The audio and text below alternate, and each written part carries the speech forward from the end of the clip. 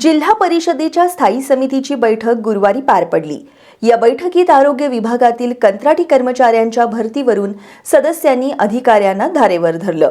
जिल्हा वार्षिक योजनेतील निधीचं वाटप 100% जिल्हा परिषदेच्या सदस्यांमार्फतच झालं पाहिजे अशा मागणीच्या सह्यांचं पत्र या बैठकीत सदस्यांनी अध्यक्षांकडे सुपूर्द केलं।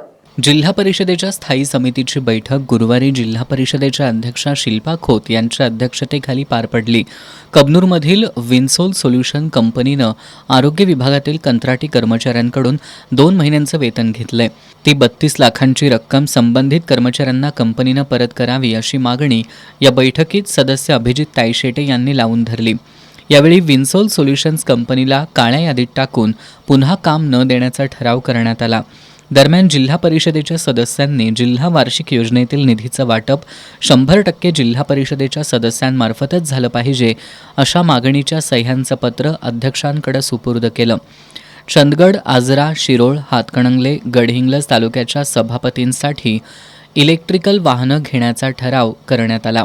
तसंच काजू, आजरा, घनसाळ आणि दौना यांना GI मानांकन देण्यासाठी विशेष प्रयत्न करणार असल्याचं अध्यक्षांनी सांगितलं। लघु पाटबंधारे विभागाचा कक्ष जिल्हा परिषदेकडे कार्यान्वित करण्याबाबत बैठकीत चर्चा करण्यात आली।